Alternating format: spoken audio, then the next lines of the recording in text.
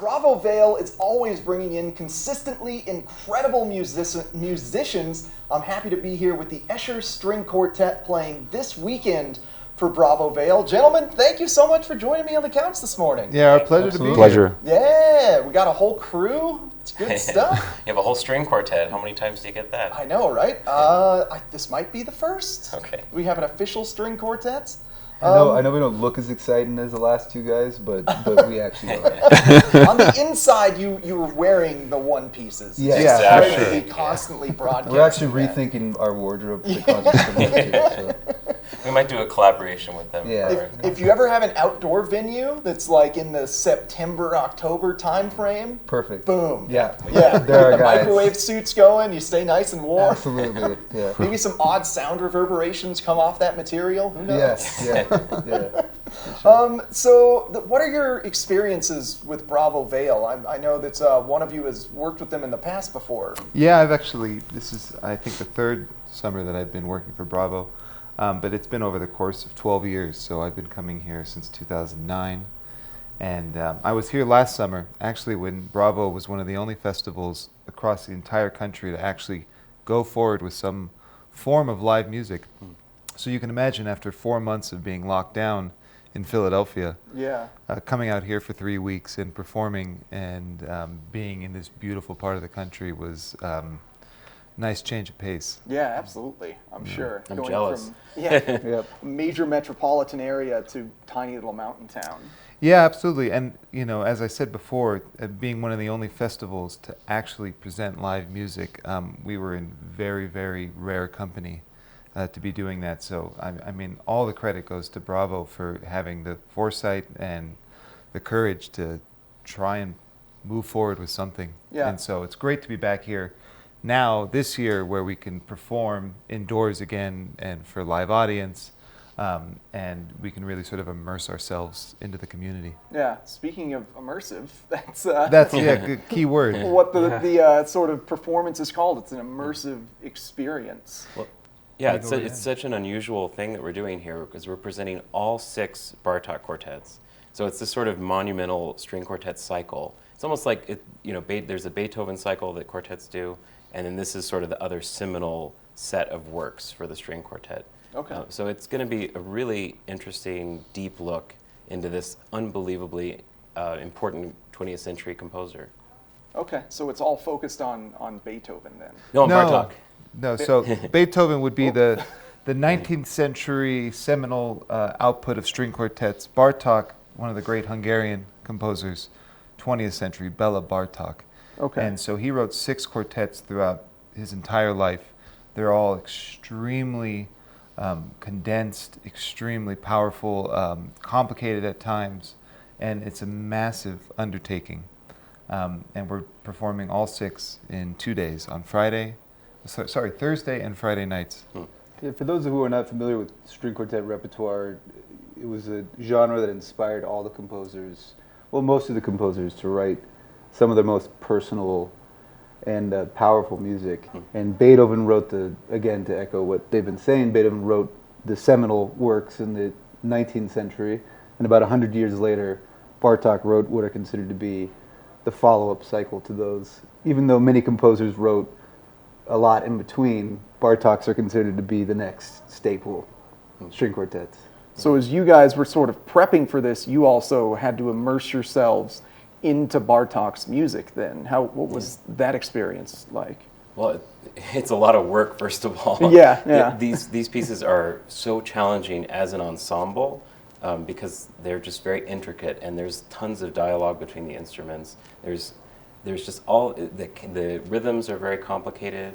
There's just so many notes for all 4 parts. They're very balanced, so all 4 people have very challenging roles to play. So I think we got together a few months ago and started just grinding it out, and we've been working hard ever since. Yeah. In particular, it's quite an undertaking, considering that for the most part, the last year and a half, we haven't been able to be together.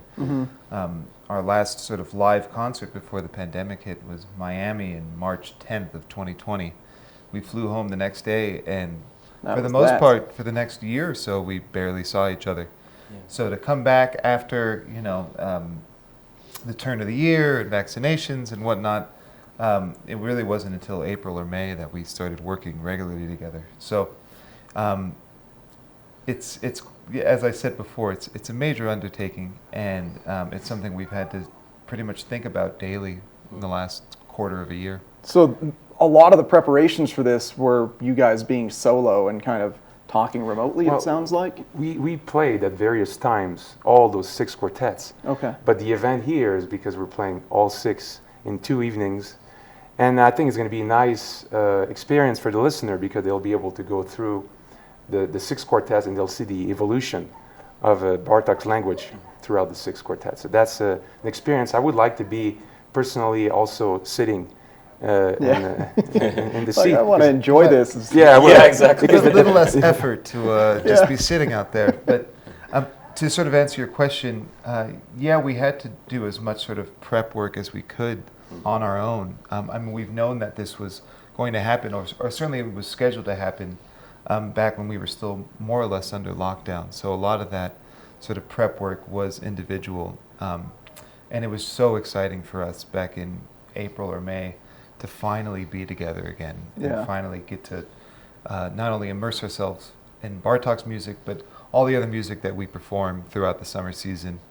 And it's just great to be playing together again and playing music and playing for live audience. And it's something we missed dearly. Yeah, I'm sure. I mean, as you were saying, you know, in Bartók's music, the instruments have a line of communication. They're like speaking to one another, exactly. and not being in the same room for the instruments to speak while you're preparing, it must have been a challenge. Yeah, definitely. Well, I think audiences are very lucky this summer in particular to be coming to all these concerts because all of us musicians have had to sort of not be performing for a year.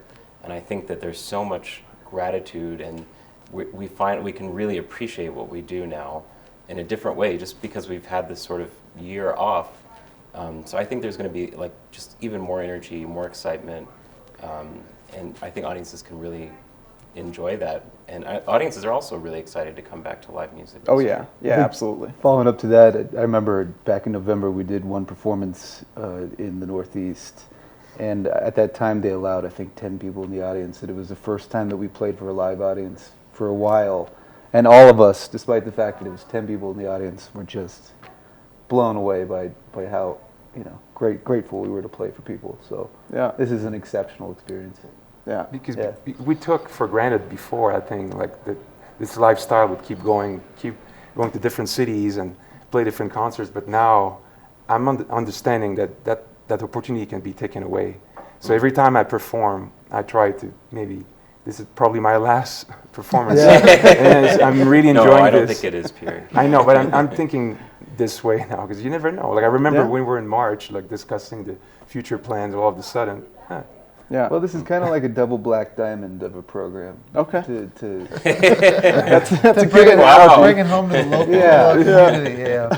Absolutely, The fellas guys. who were on before us would understand that well, I would say. Yeah, Double black yeah, diamond right. program. Might be your last program, actually, P. You know. yeah, hopefully not. Yeah. Well, thank you guys so much for joining me. I feel like we could have done a whole show with you four on the couch just to dive deeper into the preparations and things. Yeah. But make sure to check out Bravo Vail, see the Escher String Quartet this weekend to go through all 6 performances, or what did you call it? Quartets of Bartók. Quartets of Bartók, and take the journey along Bartók's symphonies. And thanks to Bravo Vail for bringing in more amazing live music and bands like the Escher String Quartet. We've got more Good Morning Vail coming up next.